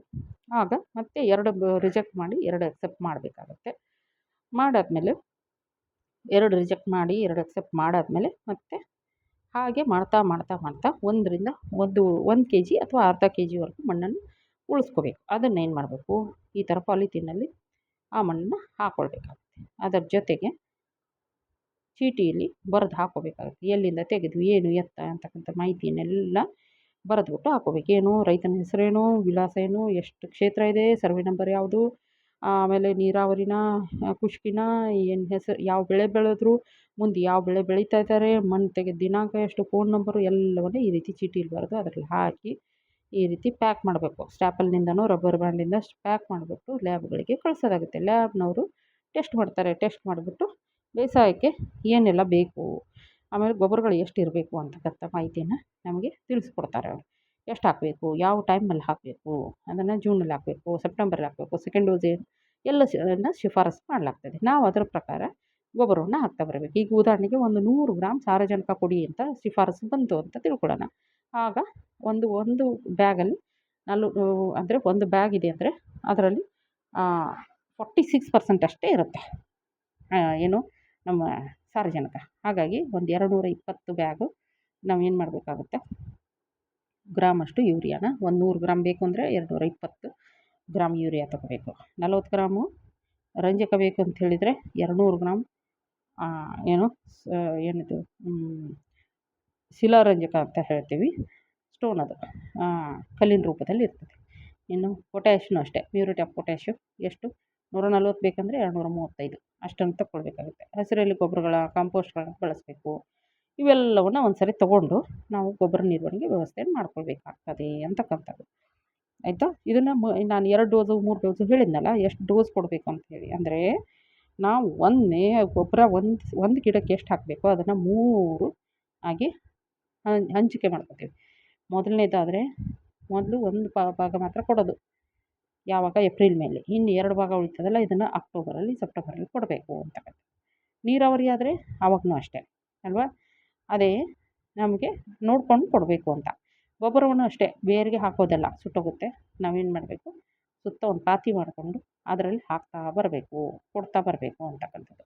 ಇತರೆ ಬೇಸಾಯ ಕ್ರಮಗಳನ್ನು ಏನೆಲ್ಲ ಕಳ್ಕೊಳ್ಬೇಕು ಅಂತ ಹೇಳಿದ್ರೆ, ಕಳೆಗಳ ನಿರ್ವಹಣೆಯನ್ನು ಮಾಡಬೇಕಾಗತ್ತೆ ಕಾಲಕ್ಕೆ. ಅದಲ್ಲದೆ ಮಳೆಗಾಲದಲ್ಲಿ ಗಟ್ಟಿಯಾಗೋದಾದರೆ ಇಡೀ ತೋಟವನ್ನು ಅಗೆದು, ಅಂದರೆ ಮಳೆಗಾಲದಲ್ಲಿ ಆವಾಗವಾಗ ತೋಟ ಗಟ್ಟಿ ಆಗ್ತದೆ, ನೆಲ ಗಟ್ಟಿ ಆಗ್ತದೆ ಅಂತ ಒಂದು ಸಂದರ್ಭದಲ್ಲಿ ನಾವೇನು ಮಾಡಬೇಕಾಗ್ತದೆ ಅಂತ ಹೇಳಿದರೆ, ನಾವು ಆ ಮಣ್ಣನ್ನು ಸಡಿಲಗೊಳಿಸ್ಬೇಕಾಗ್ತದೆ ಅಂಥದ್ದು. ಆಮೇಲೆ ಸೂರ್ಯನ ಬಿಸಿಲಿಗೆ ಅಡಿಕೆ ಮರಗಳು ಸುಡುತ್ತವೆ ಅಂತ ಹೇಳಿತ್ತಲ್ಲ, ಹಾಗಾಗಿ ಪಕ್ಕಕ್ಕೆ ನೆರಳಿನ ಗಿಡಗಳನ್ನು ನೆಡಬೇಕಾಗ್ತದೆ ಅಂತದ್ದು. ಅಡಿಕೆಯ ತ್ಯಾಜ್ಯಗಳು ಬರ್ತಾವಲ್ಲ, ಅದನ್ನ ಏನು ಮಾಡೋದು? ಏನೇನು ಬರ್ತವೆ? ಸೊಗೆ ಬರುತ್ತೆ, ಹಾಳೆ ಬರುತ್ತೆ, ಸಿಪ್ಪೆ ಗೊನೆ ಇವೆಲ್ಲ ಬರ್ತಾವಲ್ಲ, ಅವನ್ನ ಏನು ಮಾಡೋದು ಅಂತ ಹೇಳಿದರೆ, ಅವನ್ನೂ ಕೂಡ ನಾವು ಗೊಬ್ಬರಗಳನ್ನಾಗಿ ತಯಾರಿಸ್ಬೋದು. ನೋಡಿ, ಇದನ್ನು ಅವನ್ನೆಲ್ಲ ಇಲ್ಲಿ ಇಟ್ಕೊಂಡು ಅದನ್ನೇನು ಮಾಡಬೇಕು, ಎರೆಹುಳು ಗೊಬ್ಬರ ಆಗಿ ತಯಾರು ಮಾಡ್ತಾರೆ. ಹೆಂಗೆ? ಆ ತ್ಯಾಜ್ಯಗಳನ್ನು 15ರಿಂದ 20 ಸೆಂಟಿಮೀಟ್ರ್ ಹರಡ್ತಾರೆ. ಹರಡ್ಬಿಟ್ಟು ಸಣ್ಣ ಸಣ್ಣ ತುಂಡು ಕತ್ತರಿಸ್ಬೋದು, ಇಲ್ಲ ಕತ್ತರಿಸದೇ ಇರ್ಬೋದು. ಅದಕ್ಕೆ ಸ್ವಲ್ಪ ನೀರು ಹಾಕ್ತಾರೆ. ಅಂದರೆ ಒಂದು ತೊಟ್ಟೀಲಿ ಮಾಡ್ಕೊಂಡ್ರೆ ಇನ್ನೂ ಚೆನ್ನಾಗಿ. ಅವನ್ನೆಲ್ಲ ಹಾಕ್ಕೊಂಡು ಮೇಲೆ ನೀರು ಹಾಕ್ತಾರೆ. ನೀರು ಹಾಕ್ಬಿಟ್ಟು ಅದ್ರ ಮೇಲೆ ಮತ್ತು ಒಂದು ಸಗಣಿ ನೀರನ್ನ ಒಂದು ಲೇಯರ್ ಸ್ಲರ್ರಿ ಅಂತ ಹೇಳ್ತೀವಿ. ಸಗಣಿ ಮತ್ತು ನೀರನ್ನು ಪೇಸ್ಟ್, ದೋಸೆ ಹಿಟ್ಟಿನ ಆಕಾರದಲ್ಲಿ ಕನ್ಸಿಸ್ಟೆನ್ಸಿ ಅಂತ ಹೇಳ್ತೀವಿ, ಅಷ್ಟು ಆ ರೀತಿ ಸಗಣಿ ನೀರನ್ನು ಕಲಿಸ್ಕೊಂಡು ಆ ಕನ್ಸಿಸ್ಟೆನ್ಸಿ ಇರಬೇಕು. ಮೇಲೆ ಅದ್ರ ಮೇಲೆ ಹಾಕೋಬೇಕು. ಆಮೇಲೆ ಅಥವಾ ಇಲ್ಲ ಅಂತ ಹೇಳಿದ್ರೆ ಕೆಸರನ್ನು ಹಾಕೋಬೋದು. ಹಾಕ್ಕೊಂಡು ಹಾಗೆ ಮತ್ತೆ 2-3 ಲೇಯರ್ ಹಾಕೋಬೇಕು. ಹಾಕ್ಕೊಂಡು ಹಾಗೆ ಬಿಡಬೇಕು ಅದನ್ನ. ಬಿಟ್ಟು ಅದ್ರ ಮೇಲೆ ಒಂದು ಸ್ವಲ್ಪ ಇದು ಮುಚ್ಚಬೇಕು. ಏನನ್ನು ಮುಚ್ಚಬೇಕು? ಏನೋ ಒಂದು ಕೆಸರಿನಿಂದನೂ ಮುಚ್ಬೋದು. ಇದನ್ನು ಮುಚ್ಚಿ ಸುಮ್ಮನೆ ಬಿಡಬೇಕು. ಎಲ್ಲಿವರೆಗೂ ಬಿಡಬೇಕು? 3-4 ವಾರ ಬಿಟ್ಬಿಡಬೇಕು. ಹಾಗೆ ಮಾಡೋದ್ರಿಂದ ಏನಾಗುತ್ತೆ, ಅಲ್ಲಿ ಸಿಕ್ಕಾಪಟ್ಟೆ ತಾಪಮಾನ, ಟೆಂಪ್ರೇಚರ್ ಜಾಸ್ತಿ ಆಗ್ತದೆ. ಹುಳುಗಳು ಅಲ್ಲಿ ಅದು ಕಳೀಲಿಕ್ಕೆ ಸ್ಟಾರ್ಟ್ ಆಗ್ತದೆ. ಹಾಗೆ ಕಳೀತಾ ಇದು ಎಲ್ಲ ಕಡಿಮೆ ಆಗುತ್ತಲ್ಲ ಟೆಂಪ್ರೇಚರು, ಆಗ ನಾವೇನು ಮಾಡಬೇಕು ಅಂತ ಹೇಳಿದರೆ, ಅದ್ರ ಮೇಲೆ ಇದನ್ನು ಮುಚ್ಚಿಟ್ಟಿರ್ಬೇಕು. ಮೆಶ್ ಮುಚ್ಚೋದ್ರಿಂದ ಇಲಿಗಳು ಹಕ್ಕಿಗಳು ಬರಲ್ಲ. ಆವಾಗ ಏನು ಮಾಡಬೇಕು ಅಂತ ಹೇಳಿದರೆ, ಆಗ ಅದಕ್ಕೆ ಎರೆಹುಳುಗಳನ್ನು ರಿಲೀಸ್ ಮಾಡಿಬಿಟ್ಟು 1000 ಎರೆಹುಳುಗಳನ್ನು ರಿಲೀಸ್ ಮಾಡಿಬಿಟ್ಟು ಮಾಡಬೇಕು. ಅದಾದಮೇಲೆ ಒಂದು 60 ದಿನಕ್ಕೆ ಎರೆಹುಳು ಗೊಬ್ಬರ ತಯಾರಾಗ್ತದೆ. ಅದನ್ನು ತೆಗೆದುಬಿಟ್ಟು ನಮ್ಮ ಹೊಲಕ್ಕೆ ಬಳಸ್ಕೊಳ್ಳೋದು ಅಂತಕ್ಕಂಥದ್ದು. ಇದನ್ನು ಬೇರೆ ವಿಡಿಯೋನು ಮಾಡಿದ್ದೀನಿ, ಇಲ್ಲೂ ಕೂಡ ಸಂಕ್ಷಿಪ್ತವಾಗಿ ಮಾಹಿತಿನ ಕೊಡಲಾಗಿದೆ. ಇದನ್ನು ಕೇವಲ ಸೊಗೆಗಳಿಗೆ ಇದಕ್ಕೆ ಬಳಸೋದಷ್ಟೇ ಅಲ್ಲ, ನಾವು ಇವನ್ನು ಕಾಯಿಗಳ ಮೇಲೆ ಸಿಪ್ಪೆ ಬರ್ತದಲ್ಲ, ಅದಕ್ಕೂ ಕೂಡ ಇದೇ ರೀತಿಯ ಒಂದು ಪ್ರೊಸೆಸನ್ನು ಮಾಡಬೇಕು. ಇಲ್ಲಿ ನೆನ್ಪಿಟ್ಕೊಳ್ಬೇಕಾದದ್ದು ಅಷ್ಟೇ, ಟೆಂಪ್ರೇಚರ್ ಹೈ ಇರುವಾಗ ಹುಳುಗಳನ್ನು ಬಿಡುವಂಗಿಲ್ಲ. ಟೆಂಪ್ರೇಚರ್ ಕಡಿಮೆ ಆಗ್ತದೆ ಅಂದರೆ ನೀವು ಅಲ್ಲಿ ಕೈ ಹಾಕಿದರೆ ಸುಟ್ಟ ಅನುಭವ ಬರಬಾರ್ದು, ಬಿಸಿ ಇರೋ ಅನುಭವ ಬರಬಾರ್ದು. ಆವಾಗ ಮಾತ್ರ ನಾವು ನಮ್ಮ ಇದನ್ನು ಹಾಕೋಬೇಕು ಅಂತ, ಎರೆಹುಳುಗಳನ್ನು ರಿಲೀಸ್ ಮಾಡಬೇಕು ಅಂತಕ್ಕಂಥದ್ದು. ಎರೆಹುಳು ಗೊಬ್ಬರ ಮಾಡೋದು ಹೇಳಿದೆ.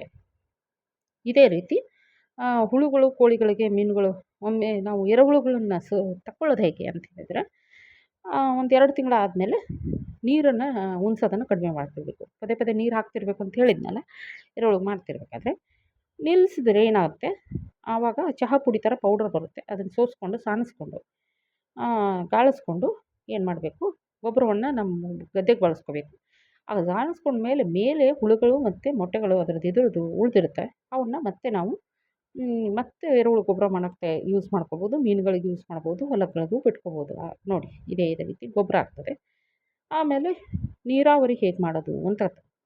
ನೀರಾವರಿ ಹೇಗೆ ಮಾಡಬೇಕು ಅಂತ ಹೇಳಿದರೆ, ಹೆಚ್ಚಿನ ಅಂಶ 2ರಿಂದ 3 ವರ್ಷ ತುಂಬ ನೀಟಾಗಿ ನೀರಾವರಿನ ಮೇಂಟೈನ್ ಮಾಡಲೇಬೇಕು. ಪ್ರತಿ ವರ್ಷವೂ ಬೇಕು, ಆದರೆ ಆದಷ್ಟು ಹಾಗೆ ಮಾಡಬೇಕು. 1 ವಾರಕ್ಕೊಮ್ಮೆ ಬಿಟ್ಟರೂ ನಡೀತದೆ. ಹೆಂಗೆ ಬೇಸಿಗೆ ಸ್ಟಾರ್ಟ್ ಆಗ್ತದೆ ಜನವರಿ, ಫೆಬ್ರವರಿ ಆದರೆ 6 ದಿನಕ್ಕೊಮ್ಮೆ, ಮಾರ್ಚ್, ಮೇ ಆದರೆ 4 ದಿನಕ್ಕೊಮ್ಮೆ. ಒಟ್ಟು ಒಂದು ಸರಿಗೆ ಒಂದು ಗಿಡಕ್ಕೆ 2000 ಲೀಟ್ರ್ವರೆಗೂ ನೀರು 200 ಲೀಟ್ರ್ವರೆಗೂ ನೀರು ಹೋಗಬೇಕಾಗ್ತದೆ. ಈ ನೀರಾವರಿನ ಕೆಲವೊಮ್ಮೆ 170ರಿಂದ 200 ಲೀಟ್ರ್ ಹೋಗಬೇಕಾಗುತ್ತೆ ಆಯಿತಾ. ಆಮೇಲೆ ಹನಿ ನೀರಾವರಿ ಅಥವಾ ಸ್ಪ್ರಿಂಕ್ಲರ್ ಮುಖಾಂತರ ಕೊಡ್ಬೋದು. ಹನಿ ನೀರಾವರಿ ಆದರೆ 44% ನೀರು ಉಳಿತಾಯ ಮಾಡ್ಬೋದು. ಇದು ಆದರೆ ಸ್ಪ್ರಿಂಕ್ಲರ್ ಆದರೆ 20% ನೀರು ಉಳಿತಾಯ ಮಾಡ್ಬೋದು. ಒಳ್ಳೆ ಇದು ಕೂಡ ಬರ್ತದೆ. ಇಲ್ಲಿ ನೋಡಿ ಹನಿ ನೀರಾವರಿ ಪದ್ಧತಿ ಮಾಡ್ಕೊಂಡಿರೋದು. ಬಸಿಗಾಲುವೆ ತುಂಬ ಇಂಪಾರ್ಟೆಂಟ್. ಎಲ್ಲಿ ಅತಿ ಮಳೆ ಆಗ್ತದೋ, ಇದು ಈ ಬೆಳೆಗೆ ನಾನು ಹೇಳಿದ್ನಲ್ಲ 2,500ರಿಂದ 3,000 ಮಳೆ ಬೇಕೇ ಬೇಕು ಅಂಥೇಳಿ. ಎಲ್ಲೆಲ್ಲಿ ನೀರು ಜಾಸ್ತಿ ಆಗ್ತದೆ ಅಂತಲ್ಲಿ ನೀರು ಹರಿದು ಹೋಗಲಿಕ್ಕೆ ವ್ಯವಸ್ಥೆಯನ್ನು ಕೂಡ ಮಾಡಬೇಕಾಗುತ್ತೆ. ಎಂಥವು 15ರಿಂದ 30 ಸೆಂಟಿಮೀಟರ್ ಆಳದವರೆಗೆ ಬಸಿಗಾಲುವೆಗಳನ್ನ ಮಾಡ್ಕೊಳ್ಬೇಕಾಗ್ತದೆ. ತೋರಿಸ್ತೇನೆ ಚಿತ್ರ ಯಾವ ರೀತಿ ಕಾಣ್ತದೆ ಅಂತಕ್ಕಂಥದ್ದು. ಇಲ್ಲಿ ನೋಡಿ ಮೇಲೆ ಇರೋದು ಕಳಪೆ ಚೆನ್ನಾಗಿ ಮಾಡಲಿಲ್ಲ, ಕೆಳಗಿರೋದು ಒಳ್ಳೆ ಚೆನ್ನಾಗಿ ಮಾಡಿದ್ದಾರೆ. ಇಲ್ಲಿ ನೋಡಿ ಕಳಪೆ ಮೇಂಟೈನ್ ಮಾಡಿದರೆ ಹೀಗಾಗ್ಬಿಡುತ್ತೆ, ನಮ್ಮ ಇಳುವರಿ ಚೆನ್ನಾಗಿ ಬರ್ತಿಲ್ಲ. ಮತ್ತು ಎಕ್ಸಸ್ ನೀರಾಗಿರೋದು ಎಲ್ಲೋ ಒಂದು ಕಡೆ ಕಲೆಕ್ಟ್ ಮಾಡ್ಕೊಳ್ಳೋಕ್ಕೂ ವ್ಯವಸ್ಥೆ ಮಾಡಿರಬೇಕು. ಇದು ಚೆನ್ನಾಗಿರೋದು ನೋಡಿ, ಬೋದ್ ಕಟ್ಟಿದ್ದಾರೆ. ಇದು ಚೆನ್ನಾಗಿರೋದು ಹರ್ಕೊಂಡು ಬಂದಿರೋದು. ಇಲ್ಲಿ ನೋಡಿ ಚೆನ್ನಾಗಿ ಮಾಡಿದ್ದಾರೆ, ಇನ್ನೂ ತುಂಬ ಚೆನ್ನಾಗಿ ಮಾಡ್ತಾರೆ ಅಲ್ವಾ. ಈ ಥರ ಮಾಡ್ಕೊಂಡಿದ್ದಾರೆ. ಇನ್ನು ಅಡಿಕೆ ಬೆಳೆಯಲ್ಲಿ ಮಿಶ್ರ ಬೆಳೆಗಾಗಿ ಏನಾದರೂ ಬಳಸ್ಕೊಳ್ಬೋದಾ? ಹೌದು, ಅಡಿಕೆ ಬೆಳೆಯಲ್ಲಿ ಮಿಶ್ರ ಬೆಳೆಯಾಗಿ ಏನೆಲ್ಲ ಬಳಸ್ಕೊಳ್ಬೇಕು ಮತ್ತು ಯಾಕೆ ಬೆಳೆಸ್ಕೋಬೇಕು? ಮತ್ತು ಅಂತರ ಬೆಳೆ ಬೆಳಿಬೋದಾ? ಹೌದು. ಯಾಕೆ ಅಂತರ ಬೆಳೆ ಬೆಳಿಬೇಕು ಅಂತ ಹೇಳಿದರೆ, ನಮಗೆ ಕೆಲವೊಂದು ಟೈಮು ಆದಾಯ ಇರಲ್ಲ ಇನಿಷಿಯಲಿ ಇದನ್ನೇನು ಬೆಳಿತಿರ್ಬೇಕಾದ್ರೆ, ಮತ್ತು ಇದಕ್ಕೆ ನೆರಳು ಬೇಕು. ಅದಕ್ಕೆ ನಾವೇನು ಮಾಡಬೇಕು, ಅಂತರ ಬೆಳೆಯಾಗಿ ಬೆಂಡೆ, ಅಲಸಂದಿ, ಗೋರಿಕಾಯಿ ಬೆಳ್ಕೊಬೋದು. ಅದೇ ಮಲೆನಾಡಾದರೆ ಬಾಳೆ, ಪಪ್ಪಾಯ, ನುಗ್ಗೆ ಬೆಳೆಗಳನ್ನ ಬೆಳ್ಕೊಬೋದು. ಅದು ಕರಾವಳಿಯಾಗಿದ್ದರೆ ಅಂದರೆ ಕೋಸ್ಟಲ್ಲು ಈ ಉತ್ತರ ಕನ್ನಡದಂತೆಲ್ಲ ಆಗಿದ್ದರೆ ಬಾಳೆ, ಶುಂಠಿ, ಅರಿಶಿಣ, ಗೆಣಸನ್ನು ಕೂಡ ಬೆಳ್ಕೊಳ್ಬೋದು. ಇನ್ನು ಮಿಶ್ರ ಬೆಳೆಯಾಗಿ ಕೋಕೋ, ಅನಾನಸ್ಸು, ನಿಂಬೆ, ಕರಿಮೆಣಸು, ಜಾಯಿಕಾಯಿ, ವೆನಿಲ್ಲಾ, ಪಚೋಲಿ, ಹಿಪ್ಲಿ, ವೀಳ್ಯದೆಲೆ ಇವೆಲ್ಲನೂ ಹಾಕ್ಕೋಬೋದು. ಇದರಿಂದ ನೆರಳು ಸಿಗುತ್ತೆ, ಪೋಷಕಾಂಶಗಳ ನಿರ್ವಹಣೆನೂ ಆಗುತ್ತೆ, ಮತ್ತು ಜೊತೆಗೆ ಆದಾಯ ಕೂಡ ಬರುತ್ತೆ ಅಂತಕ್ಕಂಥದ್ದು. ಯಾಕೆ ಅವಶ್ಯಕತೆ ಅಂತ ಹೇಳಿದೆ, ಯಾಕೆಂದರೆ ಪ್ರಾರಂಭದಲ್ಲಿ ಇಳುವರಿ ಇರಲ್ಲ, ಆದಾಯ ಬರಲ್ಲ, ಮಾರುಕಟ್ಟೆ ರೇಟ್ ವ್ಯತ್ಯಾಸ ಆಗ್ತಾ ಇರ್ತದೆ, ಕೀಟ ರೋಗಗಳು ಬರಬಹುದು, ನೈಸರ್ಗಿಕ ದುರ್ಘಟನೆಗಳಾಗ್ಬೋದು. ಅದಕ್ಕೆ ಇದನ್ನೇನು ಮಾಡಬೇಕು, ಮಿಶ್ರ ಬೆಳೆಯಿಂದಾದರೂ ರೈತನ ಕೈ ಖಾಲಿ ಆಗದೆ ಇರೋ ರೀತಿಯಲ್ಲಿ ನೋಡ್ಕೊಳ್ಳಾಗ್ತದೆ ಆಯಿತಾ. ಇದು 80% ಬೇರುಗಳು ಆಳವಾಗಿ ಹೋಗ್ಬಿಡುತ್ತೆ. ಮಿಕ್ಕಿದ ಜಾಗ ಒಂದು 69ರಿಂದ 70% ಹಾಗೆ ಇರುತ್ತೆ ಜಾಗ. ಅದರಲ್ಲಿ ಮಿಶ್ರ ಬೆಳೆ ಬೆಳೆದ್ರೆ ಸಮಗ್ರವಾಗಿ ಬೆಳೆಯನ್ನು ತೆಕ್ಕೋಬೋದು ಅಂತಕ್ಕಂಥದ್ದು. ನೋಡಿ ರೂಟ್ ಈ ಥರ ಇರುತ್ತೆ. ಮಿಶ್ರ ಬೆಳೆ ಪದ್ಧತಿ ಬಳಸ್ಕೊಂಡು ಬೆಳೆಯೋದು ಉತ್ತಮ ಅಂತಕ್ಕಂಥದ್ದು. ಉಪಯೋಗ ಏನು ಹೇಳಿದೆ ನಾನು, ಹೆಚ್ಚಿನ ಉತ್ಪಾದನೆ ಬರುತ್ತೆ, ಹವಾಮಾನ ವೈಪರೀತ್ಯ ಆಗಲ್ಲ, ಇದೆಲ್ಲ ಆಗಲ್ಲ ಅಂತ.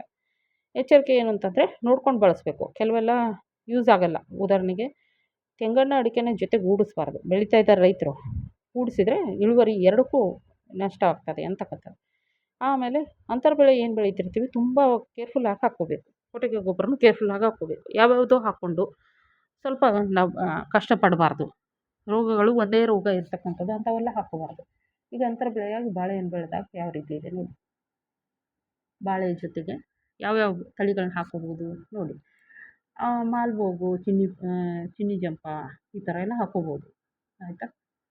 ಕೋಕೋನು ಹಾಕ್ಕೋತಾರೆ, ಅಡಿಕೆ ಮತ್ತು ಕೋಕೋ 50-50. ಅಡಿಕೆ ಗಿಡಗಳು 50% ಇರ್ತವೆ, ಕೋಕೋ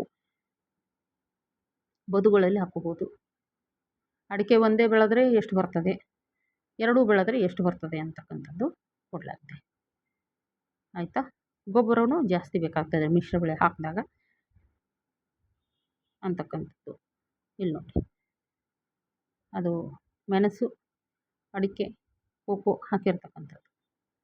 ಇಲ್ಲಿ ನೋಡಿ ಮಲ್ಟಿ ಸ್ಟೋರ್ ಕ್ರಾಪಿಂಗ್ ಅಂತ ಹೇಳ್ತೀವಿ. ಕಾಳು ಮೆಣಸನ್ನು ಹಾಕ್ಬೋದು. ಹಾಕ್ಕೊಂಡ್ರೆ ಇಳುವರಿಯಲ್ಲಿ ಯಾವ ರೀತಿ ವ್ಯತ್ಯಾಸ ಆಗ್ತದೆ, ಹಣ್ಣಿನ ಸಂಖ್ಯೆ ಎಷ್ಟು ಬರ್ತದೆ, ಅವಧಿ ಎಷ್ಟು ಬೇಕು ನೋಡ್ಕೊಳ್ಳಿ ಅಲ್ವಾ. ತುಂಬ ಚೆನ್ನಾಗಿ ಮಾಡ್ಕೊಳ್ಬೋದು, ಪ್ಲ್ಯಾನ್ ಮಾಡ್ಕೋಬೇಕಷ್ಟೆ. ಇಲ್ಲಿ ನೋಡಿ ಮೆಣಸು ಜೊತೆಗೆ ಅಡಿಕೆ ಇದೆ. ಕರ್ನಾಟಕ ಮೈದಾನ ಪ್ರದೇಶದಲ್ಲಿ ಬೆಳೀತಾರೆ ಅಡಿಕೆ, ಮೆಣಸು, ಕೋಕೋ ಅಥವಾ ಅಡಿಕೆ, ಬಾಳೆ, ಲಿಂಬು. ತೀರ ಪ್ರದೇಶ ಕೋಸ್ಟಲಲ್ಲಿ ಅಡಿಕೆ, ಮೆಣಸು, ಕೋಕೋ, ಬಾಳೆ. ನಮ್ಮದು ಏನು ಪಶ್ಚಿಮ ಬಂಗಾಳದಲ್ಲಿ ಈ ಥರ, ಕೇರಳದ ವಯನಾಡ್ನಲ್ಲಿ ಈ ಥರ ಏಲಕ್ಕಿ ಅದು ಹಾಕೋತಾರೆ. ಯಾವ್ದು ಹಾಕೋಬೇಕು ನಮ್ಮ ಡಿಸಿಷನ್ ಮೇಲೆ ಬಿಟ್ಟಿದ್ದು ಆಯಿತಾ. ಯಾವ ರೀತಿ ಇರಿಗೇಷನ್ ಕೊಡಬೇಕು, ಎಷ್ಟು ಡಿಸ್ಟೆನ್ಸ್ ಇರಬೇಕು ಎಲ್ಲ ಇಲ್ಲಿ ಕೊಡಲಾಗಿದೆ. ನೋಡ್ಕೊಳ್ಳಿ, ಪಾಸ್ ಮಾಡಿಕೊಂಡು ನೋಡಿಕೊಂಡು ತಾವು ಕೂಡ ಹಾಕ್ಕೊಳ್ಬೋದು. ಮೆಥಡಾಲಜಿ ಸ್ಪೇಸಿಂಗ್ ಎಷ್ಟಿರಬೇಕು, ಅರೆಕನಟ್ಟಿಗೆ ಬೇರೆದಕ್ಕೆ ಪೆಪ್ಪರು, ಕೊಕೋವಾ, ಬನಾನಾ, ಬಾಳೆ, ಮೆಣಸು ಇವಕ್ಕೆಲ್ಲ ಎಷ್ಟು ಸ್ಪೇಸಿಂಗ್ ಇರಬೇಕು ಎತ್ತ ಅಂತ ನೋಡಿಕೊಂಡು ಹಾಕ್ಕೊಳ್ಳಿ. ಏಲಕ್ಕಿ ಬೆಳಿಬೋದು. ಕರ್ನಾಟಕದ ಉತ್ತರ ಕನ್ನಡ ಮತ್ತು ಕೇರಳದ ಇಡುಕ್ಕಿ ಜಿಲ್ಲೆಗಳು ಏಲಕ್ಕಿ ಅಡಿಕೆ ಜೊತೆ ಫೇಮಸ್. ದಾಲ್ಚಿನ್ನಿ, ಲಿಂಬುನೂ ಹಾಕ್ಕೋಬೋದು, ವೀಳ್ಯದೆಲೆನೂ ಹಾಕ್ಕೋಬೋದು, ಔಷಧೀಯ ಮತ್ತು ಸುಗಂಧ ದ್ರವ್ಯಗಳನ್ನು ಹಾಕ್ಕೋಬೋದು. ಯಾವ ರೀತಿ ಹಾಕ್ಕೋಬೇಕು, ಪ್ಲ್ಯಾನಿಂಗ್ ಮಾಡಬೇಕಷ್ಟೇ. ರೈತ ಶ್ರೀಮಂತ ಆಗೋಕ್ಕೆ ಪ್ಲ್ಯಾನಿಂಗ್ ಮಾಡಬೇಕು. ನಾರ್ಮಲಾಗಿ ವಿಚಾರ ಮಾಡಿದರೆ ಇದು ಆಗೋಕ್ಕಾಗಲ್ಲ ಅಂತ.